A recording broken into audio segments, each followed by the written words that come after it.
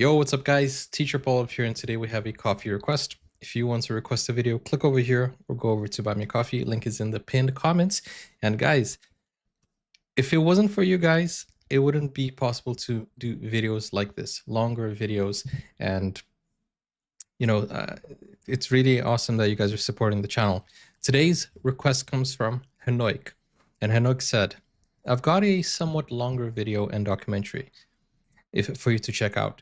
It's about how Norway and the other NATO countries work to secure the northern flank of NATO. We all know today's world is tense, but these people work around the clock to make sure things don't escalate in the north. So let's check this out. If you are new to the channel, guys, don't forget to like, subscribe, and let's go straight to this video. Thank you, Hanoik.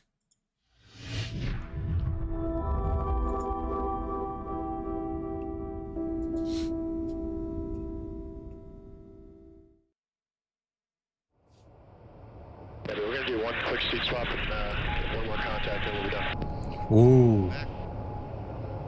A United States Air Force rivet joint is approaching for an in-flight refuel. It's an old aircraft with a strange name, converted from a Boeing airliner from the 1960s. But the strange bulges on its fuselage contain the world's latest and most advanced military surveillance technology. Oh my goodness. Is this a... Wait, this is a NRK production? It feels like those BBC documentaries. The refueling will allow it to extend its patrol over one of the most geopolitically tense regions of our planet. Inside, the highly trained crew of 30 are eavesdropping on hostile activity deep into enemy territory. Yo, this is a great start to the documentary. Ukraine, nor over the South China Sea or the Middle East.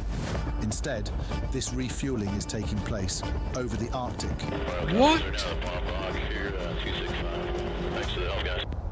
27,000 feet below lies this, an often Wow. forgotten part of our world, largely uninhabited, out of sight, out of mind, until now. Yet unseen and unreported, the world's military powers are flexing their muscles across this wilderness, building tension and ramping up the geopolitical temperature. Oh, 2024 dude. saw NATO hold its largest ever military exercise in the Arctic, with over 20,000 troops from over 13 member nations and hundreds of warplanes and naval forces deployed across the region. German Army Patriot missile deployments deep into the Arctic Circle, US Marine Corps Ospreys in the skies over northern Sweden, French warships patrolling in Arctic fjords, British and American artillery units training in Finland, Norwegian Air Force fighters on high alert in Iceland. Oh my goodness, this is so cool. So what's going on? Why are Western nations increasing their military presence in a vast region that is largely uninhabited when there is an actual war further south in Europe? That's a good question. And why are the Russians and Chinese doing the same? You know, wait. Holding their first joint naval exercise in the region Scottish. in 2023, testing hypersonic. No, wait. Before we even continue, guys, I have heard so many things people are saying, like conspiracy theories mostly, that there's something in the Arctic, something alien, like Area 51, you know, that type of stuff. There's something there, and that's why it's so controlled. And there has to be something there. There has to be, right? I mean, I hope they give us the answer, but there are so many conspiracy theories out there that I've seen, and it's crazy, absolutely insane. Cruise missiles and building new military bases. Why are we arming the Arctic? Why arming the Arctic? Something is fueling this new Arctic arms race more powerfully and irreversibly than simple superpower rivalry or the war in Ukraine. So what is changing? The answer is the climate. The climate. The glaciers of Greenland are collapsing. Oh, so And that each it doesn't summer, overflow the more world. and more of the Arctic ice sheet becomes open water, But behind the threat to the environment and the wildlife is a more insidious and dangerous impact that is destabilizing and driving the militarization of the top of the world. For as the ice melts, vast reserves of valuable natural resources are being exposed. Ah, I see. Oil and gas, seabed minerals, and fish. I thought they were there to protect the world, not to, extract the minerals. But that makes a lot more sense. It's an attempt to gather all of this. It's always about economic power, isn't it? As the ice retreats, it is also opening up vital new commercial shipping routes across the top of the world. Veteran German Admiral Joachim Rühle was NATO's Chief of Staff until 2024 and has witnessed these dramatic changes. No smoking. I think you just have to look at a map. If you look at a map and if we look in Germany on a map, always Germany is in the center. Just put your center of this map to north of Norway. Yes, and then look right, you see there is now a waterway open coming from Vladivostok up to Murmansk. And on the other side, you see now a more and more opening waterway from Canada up to Alaska. And that is very different to what we had before. I think there have been times when I was young, not even the strongest icebreaker could make their way throughout the year. And so now most of the year, this waterway is open. So it's shifting, and now you have passage. And it shifted fast. Warms, it becomes easier for the superpowers to deploy warplanes and warships and other military hardware in the region. But whether climate change is facilitating the opening up of military bases or the exploitation of natural resources, the scale and impact of these changes should not be underestimated. Climate change is creating an economic and security vacuum in the Arctic that the world's superpowers are rushing to fill with unprecedented military power. And leading the arms race of this new Cold War is Russia. In case of Russia, Russia covers half of the latitudinal circle. It's an enormous area. And this enormous area has been protected naturally by ice. And now this natural protection disappears. So it's very logical in a sense that Russia thinks about the necessity to increase the control of the region, increase its ability to protect the region, to exercise its sovereignty in the region. But Russia also sees, both in short and the long term, new threats arising from this development. This military expansion has included both the building of new military bases, as well as the modernization of previously abandoned Cold War airfields and missile sites. Russia's largest naval force is the Northern Fleet, based in Severomorsk. The country's nuclear-armed submarines are also based here, with new ones currently being commissioned at the naval shipyard at Severodvinsk. The whole Arctic coastline and scattered archipelagos bristle with defense installations and electronic warfare facilities. Russia recently began construction of a new chain of drone bases along the entire length of its Arctic coastline. And many new facilities are separated from US territory by just a few tens of kilometers across the Bering Straits. Oh my goodness. Look at that map right there. That is absolutely insane how they are arming and getting ready to invade the Arctic. Oh my goodness, guys. Do you think anybody can actually own it? Does anybody own the Arctic? I'm not sure. Professor Peter Roberts is a former senior naval officer and now a leading defense analyst. New Russian military investment in the High North. Hi, Hansi. It's emplaced guns at the Pacific entry to the Northern Sea route, whether it's search and rescue centres, whether it's battalions that deploy for Arctic warfare. These are both political messages, but they also protect vital national interests for Russia. Russia regards the Arctic as part of Russia. It doesn't regard it as part of, the wider good, the global commons. And to them, this was an area where they had competitive advantage, particularly after the collapse of the Soviet Union, that the West withdrew and left a vacuum into which they moved and filled. and now, I mean, they certainly control 2/3 of the Arctic landmass and arguably most of the Arctic Ocean as well. And in recent months, war has come to the Arctic as Ukrainian drones have struck at the Russian bases where missile attacks are launched on Ukraine. What? The principal target I didn't know has about been the that. airbase at Olenia.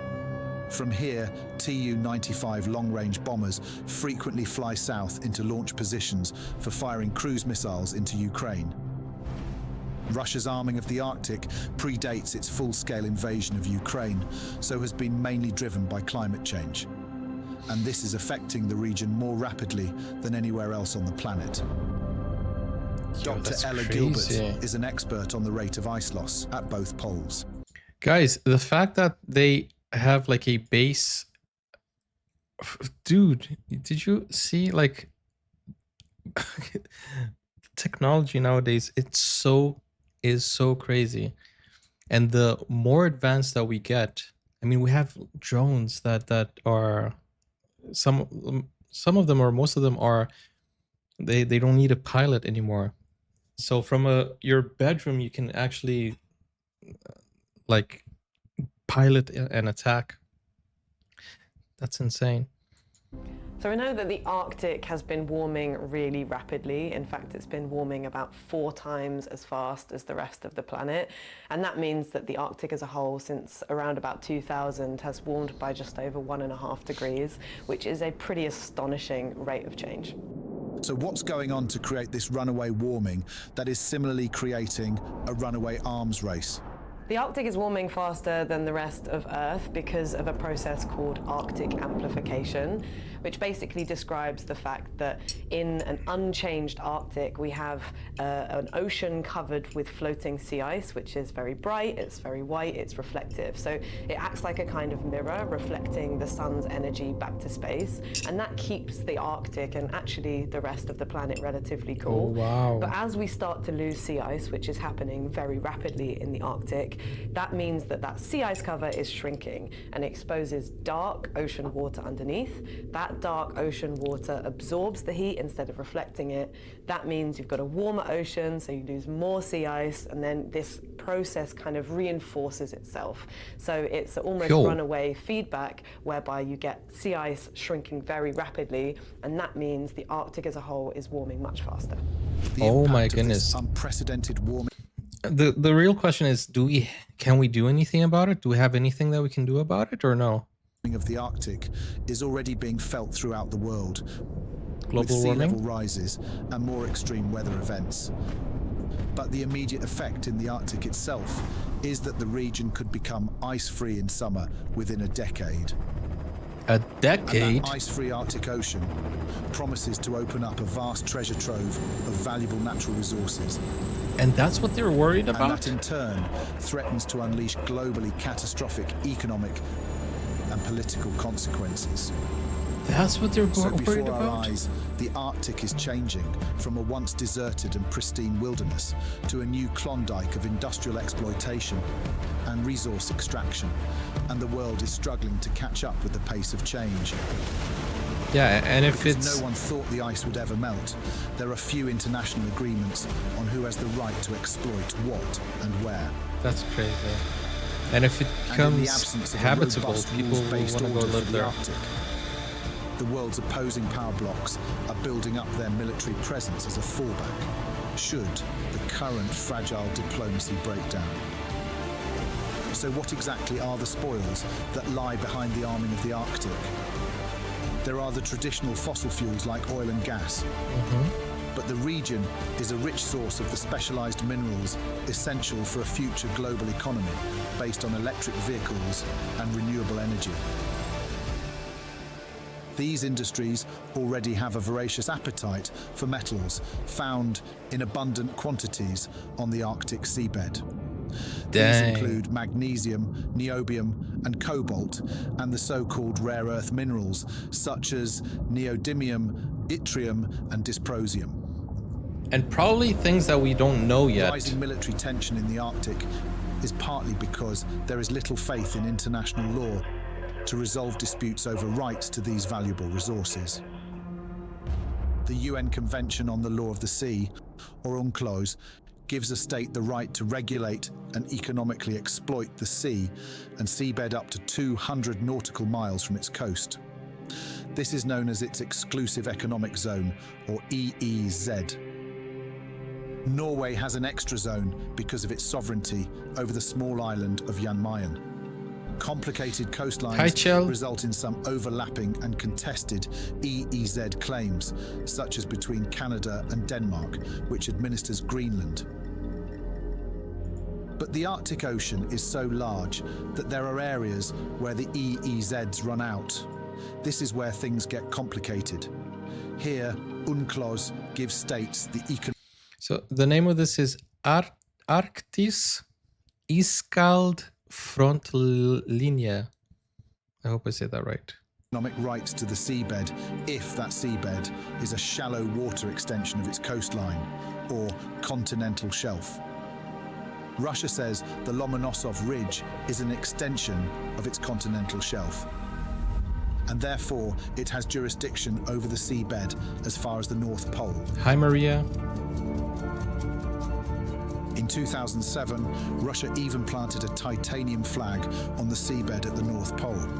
Other nations dispute this claim, as the geology is open to interpretation.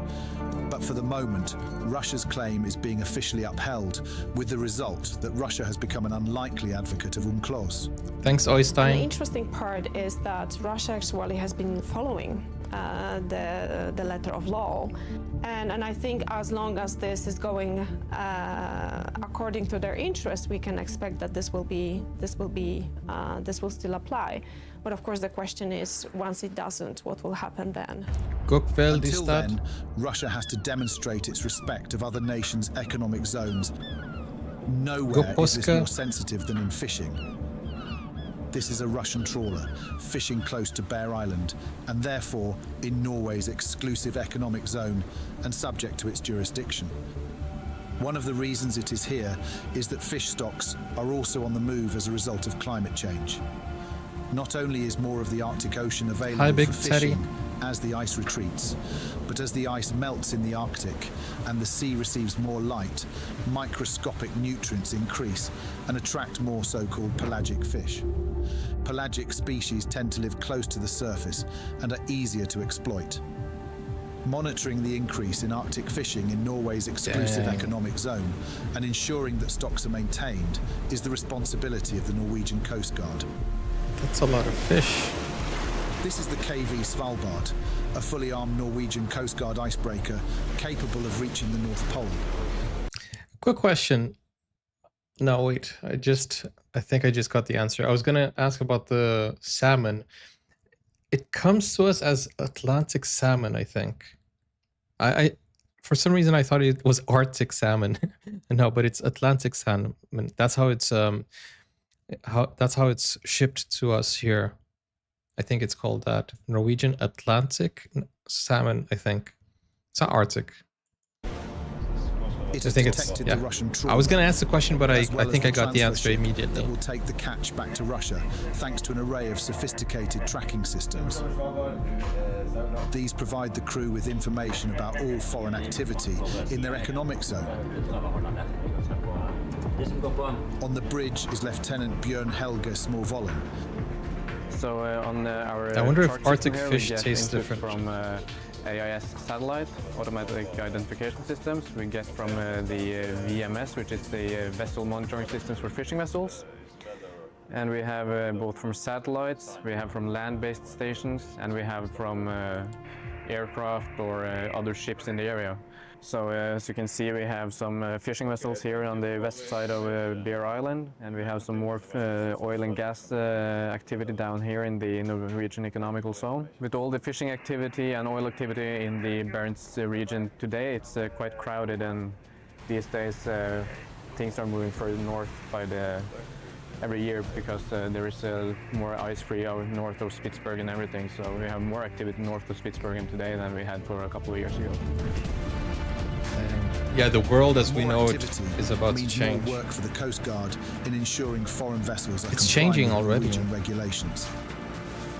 An inspection team from the KV Svalbard is sent to board the Russian trawler.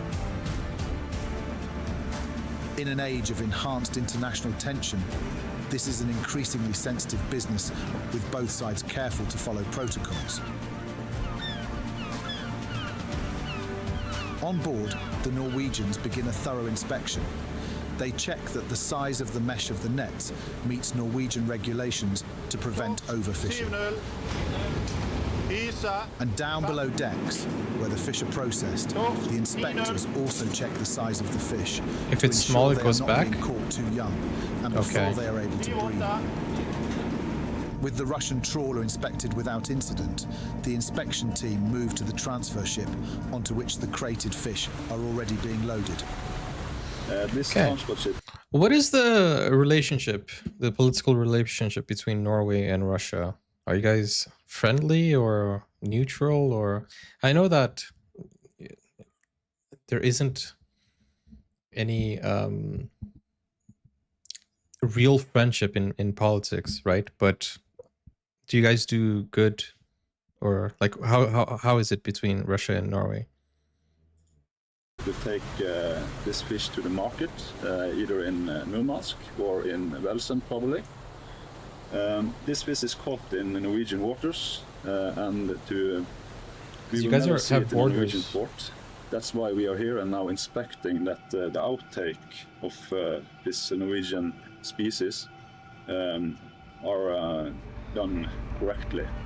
It is not just trawlers from Russia that are increasingly moving into Norway's vast economic zone in the Arctic.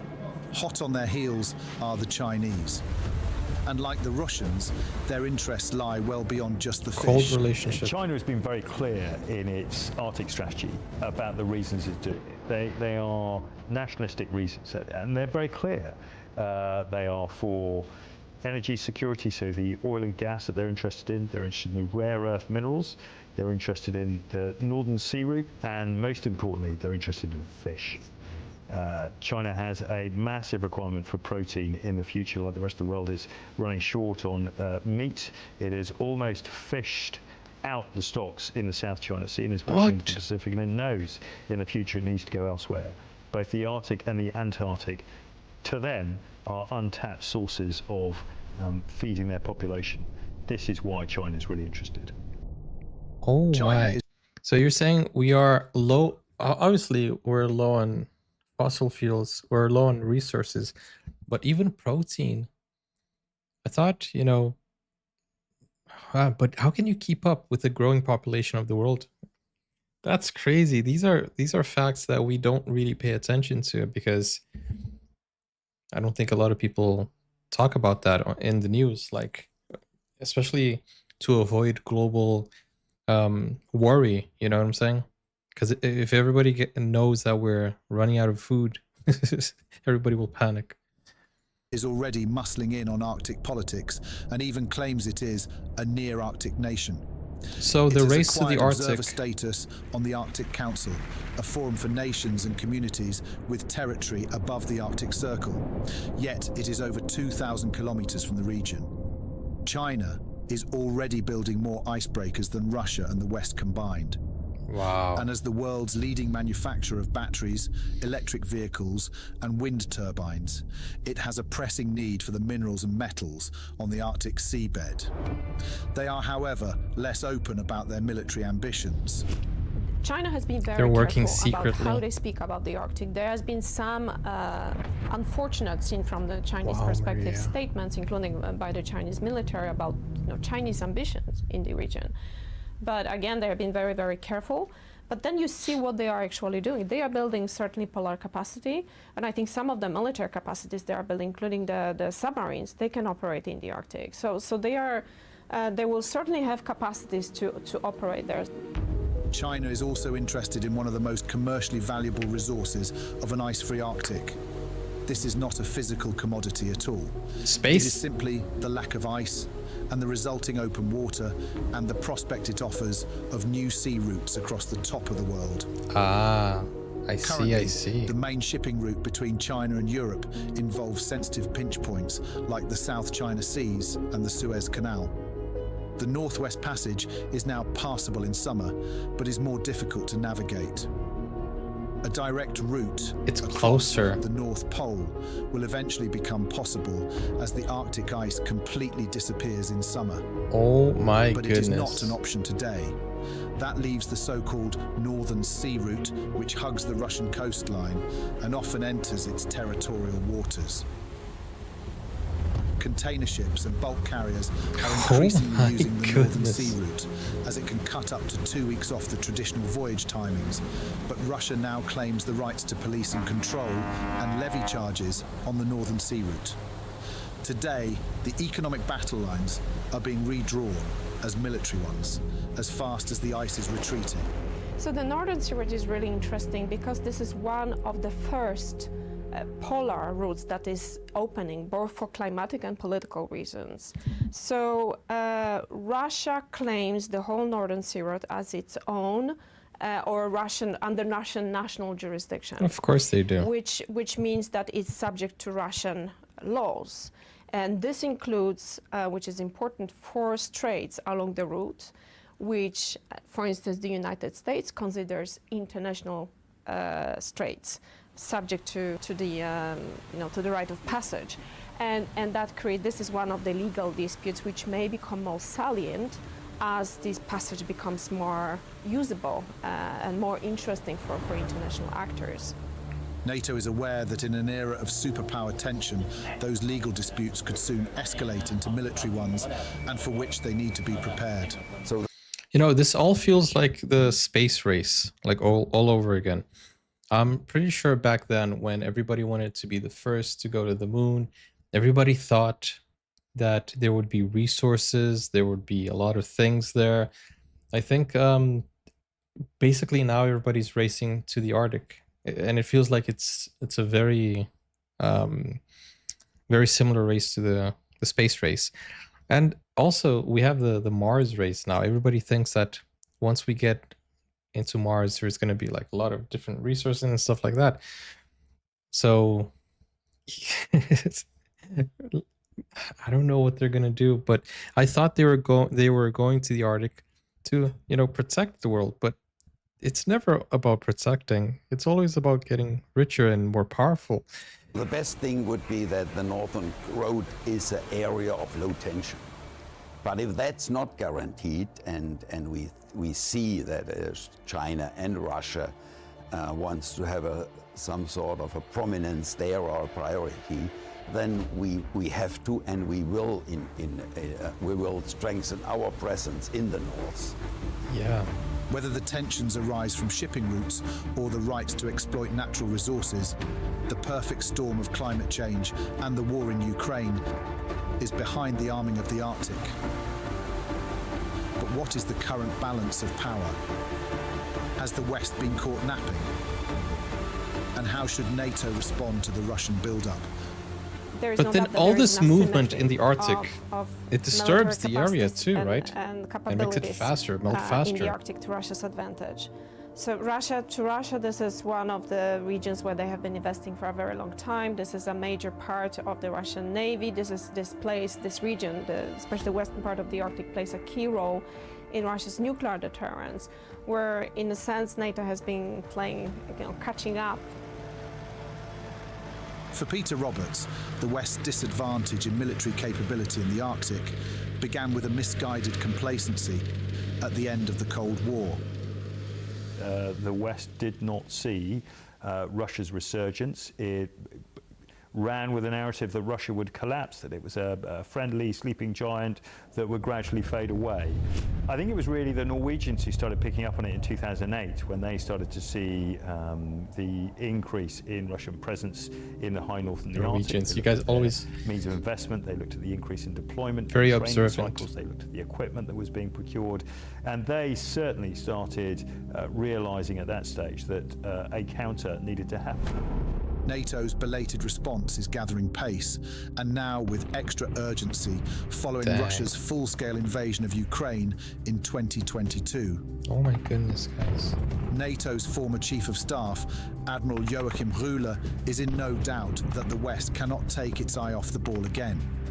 And throughout the last years, we have observed that Russia has built up ports, airports, and is militarizing the northern of the Arctic region. And we are gradually responding to these. It seems like Keeping a Norway's watch on always in Russian the military middle, right? activity in the region is vital for the defense of NATO members In the thick of it. and to preempt tensions before they spill over into actual conflict.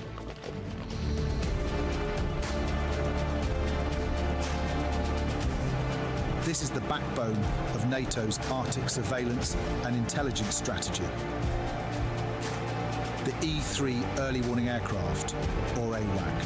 Oh, an AWAC. I've So seen critical these. are these aircraft that they are the only military asset that NATO actually owns and operates itself, rather than being provided from the air forces of individual member countries. Yeah, you can't depend on others. The NATO E-3 is unique, both in its operation and in its capability. Oh, it's so cool. We're gonna see This inside an E-3 is being an prepared for an E3. Arctic mission from its forward operating base at Åland in Norway. The crew are being briefed for their 10-hour surveillance and intelligence gathering flight. Good morning, everybody. Captain DeGirolamo, go by Wolf. I'm the wing weapons officer down at NATO AWACS in Geilenkirchen, and I'll be offering you your morning brief today. Full time for today will be 1315 to 1400 Zulu. The E-3 is a version of the Boeing 707 airliner, and their basic airframes are over 40 years old. But successive technology upgrades have made them one of the most advanced surveillance systems in the world. So for yeah. the E3, Boeing has been in so many controversies in the past. In the past year, it's been crazy with the whistleblower and all of that. It's been insane. I don't know if you guys have seen Boeing news. It's in a lot of weird stuff, and I didn't know they were building like nuclear weapons and stuff like that. That's insane, isn't it? In any case, I used to.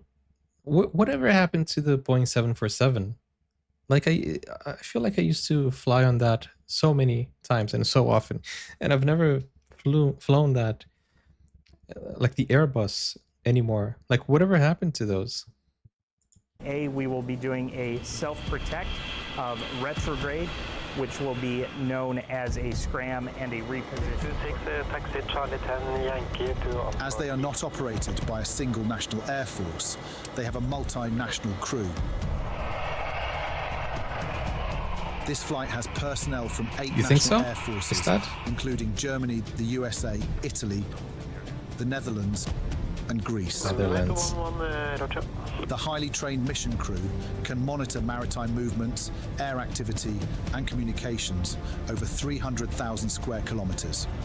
And NATO 11, your clearance is only to Charlie departure, 2,000 feet, and then in bomb holding area, scope 2417. With Russia having built over 100 new military facilities in the Arctic over the past decade, their work is cut out.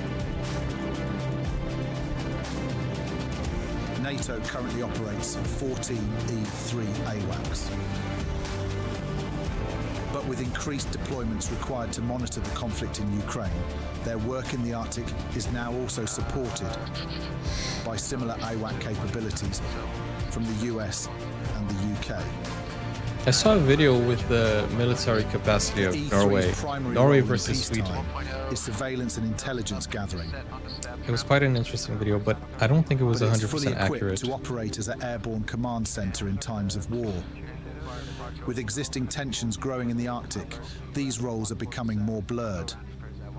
And it showed the With AWACS. so many NATO air forces contributing to the defense of the Arctic and the High North, NATO E-3s play an increasingly essential role as an airborne fighter control command post. The US, Canada, Norway, Sweden and Finland all have forward Arctic air bases, which regularly scramble fighters to intercept Russian aircraft, testing the response of NATO defences. Coordinating this multinational activity is often best provided by an E-3 high over the Arctic. NATO 11, Roger, squawk 1630. One of these forward Arctic fighter bases got a Bose is headphones. Keflavik in Iceland That's and nice. is particularly unique. The army uses Bose headphones. The blast-proof bunkers at Keflavik date from the Cold War and were abandoned for many years after the fall of the Soviet Union. In an increasingly dangerous world, they are being reoccupied by NATO interceptor aircraft. However, these F-35s are not Icelandic. Unusually for a founder member of NATO, Iceland has no armed forces of its own. With a population of under 1 million, the economy cannot support a home-based air force. So other NATO air forces provide this essential component of the alliance's Arctic fighter cover. The operation is known as NATO air policing and is provided in rotation by air forces from countries such as Italy, France, Germany, and Portugal. Here, the cover is being provided by the Norwegian Air Force. The flight commander is Lieutenant Colonel Trond Haugen. So Norway is here to support the NATO effort to maintain a close watch of the High North, basically. So we're doing what we were calling an air policing mission, which basically means to be a first responder to any kind of infractions of the airspace around Iceland and in the High North in general. Dude, that is so cool. So we're actually doing that as we speak. So we Norwegian have, Air Force, man. With 2 F-35s in the north of Norway as well. F-35. So they kind of cover the what would be an initial response from anything flying out of Russia in the north. But then at some point they usually either go even further north and then further to the west, obviously, and we can take over pick up the game from there on, basically from Iceland. Wow, guys. That's so pretty awesome. It's only 2 aircraft that we have on alert, but it's a fully capable platform now with both missiles and guns available. So it's a live mission. Obviously, we're not going to be the escalatory part in any kind of situation. So our purpose and our aim here is to show NATO presence and to make sure that the NATO is consolidated in their efforts to maintain a presence in the High North. And guys, the way I know Norway, you guys probably have the most technological,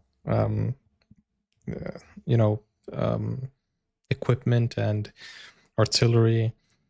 I don't know if the F-35 is the most advanced, but you guys also might have a lot of things that are hidden, like the secret weapons. But I know that you guys are really, really fond of quality. So I'm pretty sure you guys have state of the edge. What? And what is the expression? State of the end technology, right? Is that how you say it? Iceland's foreign minister in 2024, Tordis Kolbrún, state of the art. Is in state no of the doubt art as to the value of air policing. Well, we are very grateful for the air policing missions in general, and we are very grateful for the fact that our Norwegian friends are here today, because it both has effect on Iceland and Iceland's security, but it also has a lot of input for the security for the North Atlantic. Of course, it is deterrence in itself that we have the air policing, because it shows both the capabilities and the commitments of NATO. So if we didn't have that, we would be much more vulnerable. Although this Norwegian deployment is just 2 aircraft, Lieutenant Colonel Haugen is enthusiastic about the F-35 and its capability to provide cover deep into the far north. Oh, it's great. I used to fly the F-16s before, and that was a fun airplane as well. But with the F-35, it's just it's a different world.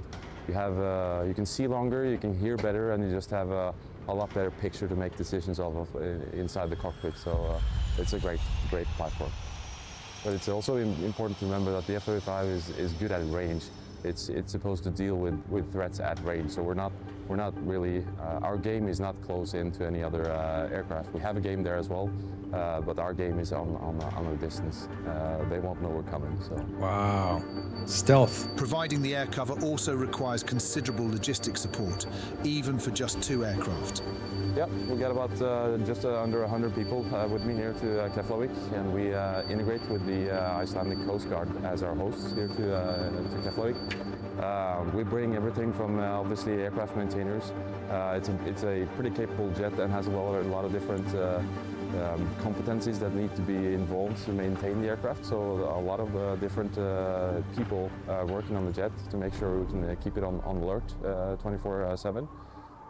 But then obviously we have security folks, we have a force protection unit with us, and we have mission support personnel. So in total, just about 100 people. Yeah. Nice. Iceland occupies a key... So Istad is saying the reason why you don't see 747 anymore is partly because 777 is cheaper to fly, and the A380. Yeah, now I only see 777, and partly because we have gone from the hub and spoke system to the direct route system. Okay, thank you for sharing that. I do miss the 747. I think it's a bigger plane, right? It's the Airbus. It was much better. Key strategic location in the North Atlantic and is critical to NATO's Arctic strategy. Russia's largest naval force, including its nuclear-armed submarines, is its northern fleet based at Murmansk on the Kola Peninsula, and its access to Western Europe is through what defence planners know as the Greenland-Iceland-UK gap. Is that why the US for wants me, Greenland? As the old naval warrior, I think, which served 12 years in the Because of Cold the Arctic? War, the Greenland-Iceland-UK gap was always the choke point. I think if opposing forces can pass these gap, then the Autobahn, as we all said, is open to the Atlantic, which is the cornerstone of our defense. I think if undetected submarines, undetected ships are there, our reinforcement across the Atlantic is in danger, as it is the commerce. So the police prominence has not changed at all, and it's now even getting stronger with Russia being more aggressive. The Arctic Ocean has always attracted its That fair is share so of submarines. cool. Submarine coming from During under the Cold the ice. War, both sides used the limitless space beneath the then permanent ice as a hiding place for their nuclear arsenals. They probably still do. That's But insane. now there are new dangers. Of most concern to Western nations is the risk of sabotage to the critical national infrastructure scattered throughout the northern seas. Oil and gas installations are the most visible, but above all, the concern is for the fiber optic and the telecoms cables on the seabed that keep the world in business. So the Russian threat to critical infrastructure is not new, because this is a long-standing Russian idea that critical infrastructure will That's have how to be fiber attacked optic at a works? very early stage of a conflict, which makes sense. They would like to undermine the normal functioning of a state they would be attacking. So this is the critical infrastructure. Russia has been mapping the seabed. They have been mapping critical infrastructure in the sea, on land, in various NATO countries, including in Norway. And Russia has developed also offensive capacities, especially GUGI, the main directorate for deep sea research, which is also based in Severodvinsk. NATO's response to these growing threats is tracking Russian submarines of the Northern Fleet as they leave their Arctic bases, the one time they can be easily located. And a key component of this strategy are the submarine-hunting Nansen-class frigates of the Norwegian Navy. This is the Tor Heyerdahl, and its captain is Commander Daniel Thomason. In general, the Nansen frigate is a multi-mission ship designed for operations around the world, which it has done on many occasions. It has high-end warfare capabilities, all domains, all warfare areas. Anti-submarine warfare is a vital mission for the ship. Guys, I'm thinking here, it's so awesome to make a career out of like the army. It's a lifetime experience, isn't it? Like to have all of this equipment, learn how to, you know, it's just absolutely amazing. You can't go to university for that, right? You have to learn in the army, in the Navy. You get trained for that. That's crazy, isn't it? It's amazing. It's amazing to see this type of thing, because they know exactly what they're doing. Like a lot of people, because the thing is, in my perception, I always thought, soldiers have to be very physical, and it's a very physical, demanding job and whatnot. But it's also about having a lot of intelligence, Literally, these guys are super smart, super smart. It's a very noble career. I always admired, people who go into the army, to the Navy, to the military. Like, it's just something that you need a lot of dedication, a lot of discipline, and intelligence is one of the big parts too. Very smart people working for, the government. Very smart people. Effective anti-submarine warfare is a cooperative effort between several surface vessels and preferably with airborne sensors. This ship has sonar systems for detecting submarines, a hull-mounted sonar, as well as a towed array. You're right, there are reports of increased submarine activity. I can't go into any specifics, but on a general basis, the Norwegian Navy is active, conducting surveillance on the surface, in the air, as well as under the surface on a routine basis. Or do you have subjects teaching military? I don't think so. Otherwise, anybody can go into the university and learn about, military warfare and stuff like that. Or do you? That's interesting. I never stopped to think about. I think the army has their own university, don't they? I don't know. I've never been to the army. Like, I don't know. This is the Tor Heyerdahl's towed sonar array being deployed. I should ask from my the dad. stern. He was in the army. In charge of gathering and analysing its data is the ship's senior intelligence officer, Raymond Kors Hagen. The naval ships, But it's different in the Norway. frigates have the possibility to do surveillance in the air domain and on the surface areas, and also on the water to a certain degree. The main system for underwater surveillance will be the sonar. On this ship, that's an towed array system, and it's there to build a picture on the water domain, to make sure that the CO and the ship in total has the complete picture of what's moving beneath us. Unlike the KV Svalbard Coast Guard ship, the Tor Heyerdahl is not an icebreaker, but it still operates deep into the Arctic Ocean. Commander Thomason acknowledges the challenging conditions often faced by the ship and its crew. So all services of the Norwegian Armed Forces operate in the high north on a daily basis. So that's what we are used to, that's what we are trained for. However, it can be a challenging environment with rough seas, not a lot of infrastructure, and vast areas. Of course, it could be dark, you could have icy conditions, and you need to be aware of the challenging environment you're operating in. And with its vast open exclusive sea is economic dangerous. zones extending both from the coast of its mainland Scary and around too. its island territories further north, Norway plays a vital role in Arctic security in both the air and sea domains. But Norway, along with Finland, is also responsible for NATO's Arctic land border with Russia. In Norway, nearly 200 kilometers of front line traverse some of the remotest terrain in the high north. That's the border? There is only one road crossing that is now effectively closed following the invasion of Ukraine. The border west from here to the sea is defined by the Pavisk River and has no obvious signs of the geopolitical gulf it represents. But high on each side of the valley are the opposing military observation posts. Unusually for such a Very strategic camouflaged. position, the Norwegian troops here are just young conscripts undertaking their mandatory year of national service. I do have a question because I never looked into that. I know that there's the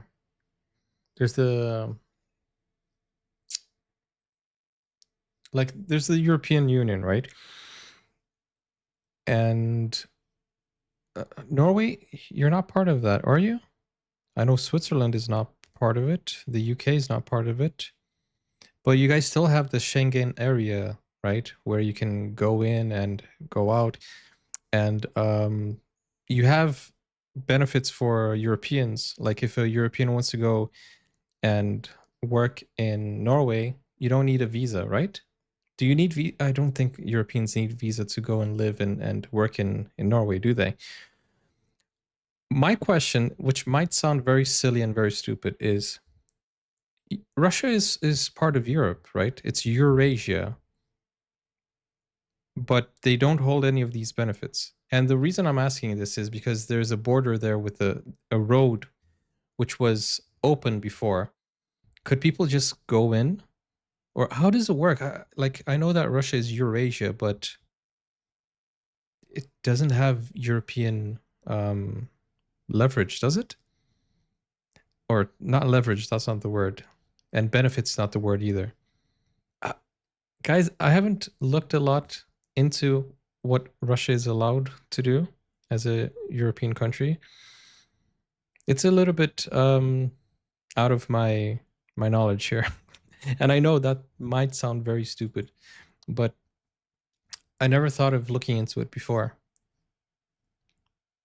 You would need a visa to go to Russia. Okay. Yeah, no, that makes a lot of sense. That makes a lot of sense. But why is it still a European country? Because of geographic? I don't know much about Russia.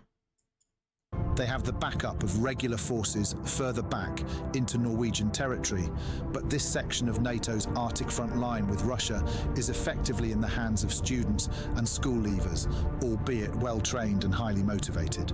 So not all European countries are in the European system? Emma Nikolaisen is reassured that more experienced personnel are not far away.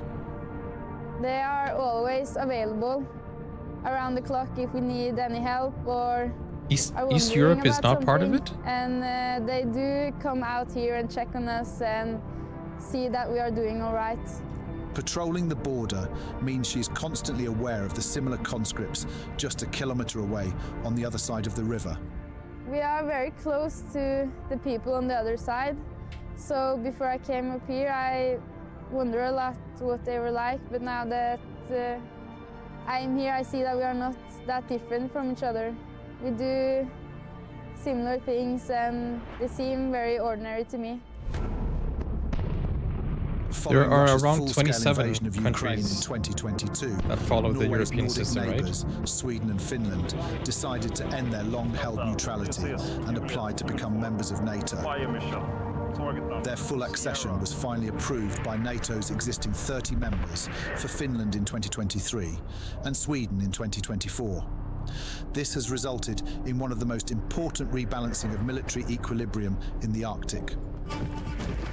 At a recent NATO Arctic exercise, the Swedish Minister of Defence was in no doubt of the benefits of their new membership of the alliance.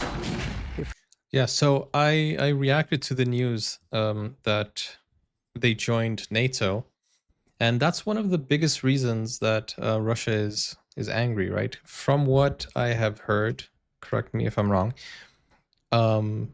after the formation of NATO, they promised Russia that they wouldn't expand or add more countries, and then they started doing that, and that's what kind of triggered Russia into invading Ukraine. I think that's something that was being said as well, because Ukraine wanted to join NATO, and I think Russia kind of felt threatened by that because they didn't want, NATO having access to the borders.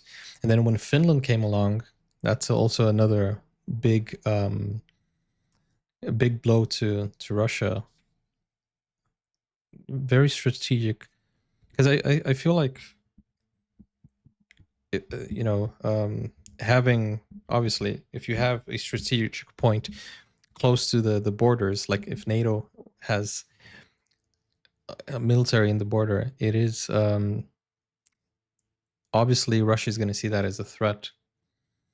So we are Finland, Denmark, Germany, Austria, Belgium, Netherlands, France, Spain, Italy, and Greece. I think you have more than that. Aren't there like 27 countries that Russia was never promised anything because at the time it was USSR. Yeah, no, yeah, obviously, like, you know what I'm saying. Feels very good to be part of the alliance because it makes Sweden safer and NATO stronger. It's something I personally worked for decades, and I'm very glad to see it happening. It feels very natural to be here in the northern part of Finland, because Sweden, Finland, and of course Norway are cooperating very extensively here as well to keep our unique assets and capabilities, and also to ensure that NATO's agenda for deterrence and defense is strong. The accession of Finland meant that the alliance inherited, literally overnight, responsibility for over 1,300 kilometers of a new border with Russia. So the question is, of course, how Russia will react to that. What will be the military impact? How Russia will think about rearranging its defense forces. For now, they don't have that many possibilities because they are bogged down in Ukraine, because especially the conventional forces are very much weakened. But Russia has very ambitious rearmament program. And if they manage to get where they want to, we may see a mass Soviet-style army along the whole western border of NATO. But much of the border, especially in the Arctic, is almost unmarked. Because the terrain is so inaccessible, the Finnish Defence Force has specialised in long-range artillery. Jukka Kopra sits on the Defence Committee of the Finnish Parliament and believes newcomer Finland has much to offer existing NATO members. 100%, especially geographically. Fight Arctic for warfare in the world, and in that sense, we could have a NATO center of excellence, or what are those called, in Arctic warfare, and also using field artillery to show and teach in other NATO countries how to use in these environments we operate in. This is Jukka Kopra's vision in action. A US 155mm artillery unit is training jointly with Finnish and British forces in northern Finland. Big shell. At a lull in the firing, all sides acknowledge that joint training such as this means their capacity to deter a Russian land invasion is constantly improving. To the highest possible accuracy we possibly could have hoped for, even though in terms of timing it's been slower than we'd expect, but generally I think we've sped up massively over the course of the exercise, and we've got the response, and coming down to the gun line has actually been really quite beneficial for everyone to see. I think it's something that we definitely want to do again in the future. Yeah. It's proven massive benefits, and we've learned a lot together just in a short period of time. So what we're taking from this time, maybe a year from now we do it again, and we'll be much more effective and efficient. Working in northern latitudes provides other challenges to NATO forces previously used to operations in the Gulf and Afghanistan. The US Marine Corps 2nd Expeditionary Force specializes in rapid deployment and establishing temporary command centers like this one in northern Norway. In charge is Lieutenant Colonel Benjamin Davenport. One of the main issues that we tend to have is the communications capability. A lot of what we rely on that's very simple down in the southern hemispheres is satellite communication. If you approach that 15th parallel, what you'll find is that connection with satellite systems that are more difficult as the satellite attempts to penetrate through atmosphere. So what we're trying to do is we're experimenting with different opportunities like high frequency or HF operations. We're using line of sight communication. We're using UAS capabilities to relay. So we're doing those sort of techniques here in the high north because we're not dependent on what has become a very easy communication path, being satellite communications or radio. The technology of waging war in the Arctic is being developed at pace by both sides. Russia has new hypersonic cruise missiles that can be launched from its northern fleet high above the Arctic Circle. And NATO is increasing its own arming of the Arctic, thanks in part to the admission of Sweden and Finland. So the future is uncertain, though those who study or create policy in the region agree on two things. Firstly, that peace in the Arctic depends on all states committing to a rules-based world order, however distant a vision that may be, following the invasion of Ukraine. And secondly, that the risks of conflict are being accelerated by climate change, and that peace also depends on the world reducing its greenhouse gas emissions. There are several ways to attribute the changes that we're seeing in the Oh man, Arctic seeing to these greenhouse things, gas it's emissions quite scary, from isn't human it? activity, and that comes from a vast number of different lines of evidence. We can look at ice cores from many, many hundreds of millions of years and track that with CO2 and other greenhouse gases and understand the processes that are going on. We can basically run experiments in a changed Arctic and an unchanged Arctic to see the difference, and when you add human activity in, it's so stark, the difference. The observations match it perfectly with human activity, and without human activity, they just aren't at all correct. But if the world does not control emissions, when do scientists estimate the Arctic will become ice-free? So the first summer decade, they sea said? ice-free Arctic, which basically just means the first summer with less than 1 million square kilometers of sea ice, may occur somewhere in the coming decades. So the best estimate is somewhere between the 2030s and 2050s.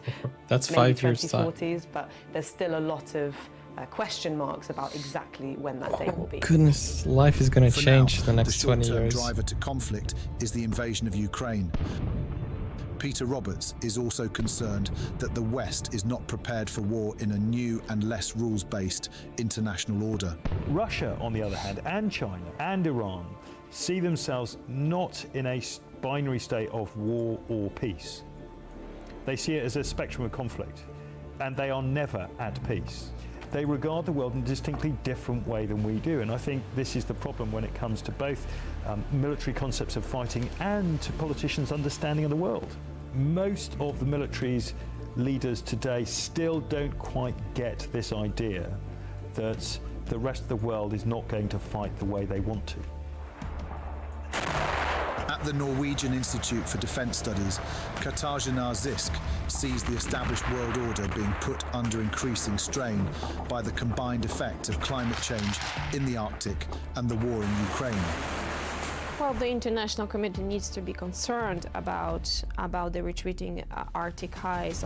We have a fifth ocean opening on the top of the world. And once the ocean is open, is it will so be crazy, used. guys. There is an interest in mineral and metals in the region, biological resources, of course, other types of biological resources. We have potentially strategically important sea lines of communication. Of course, you cannot exclude any rivalry, especially if these dynamics will be connected with potential clashes or conflicts in other regions. And that's exactly what we are seeing today with the war in Ukraine, and we see how the war in Ukraine has spilled over to the Arctic. So there will be this kind of, two-way dynamic. So what happens in the Arctic will not stay in the Arctic.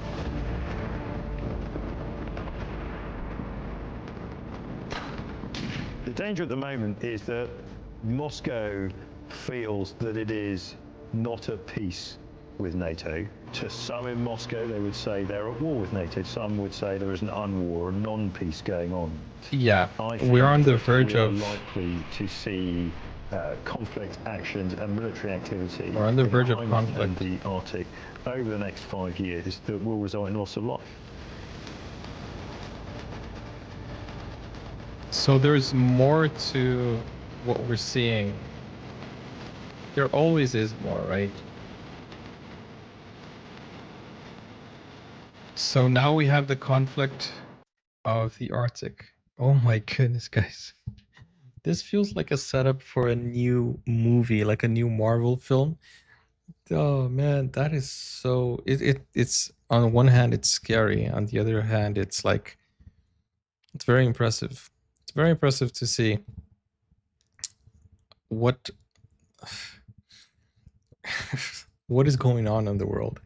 And it's interesting to see what people are paying attention to. Man, but it feels like the next seasons of the world, it's only getting crazier and crazier. And we thought, maybe 2020 was the wildest time that we were gonna be living in, but the next 20 years looks like it's gonna be even crazier.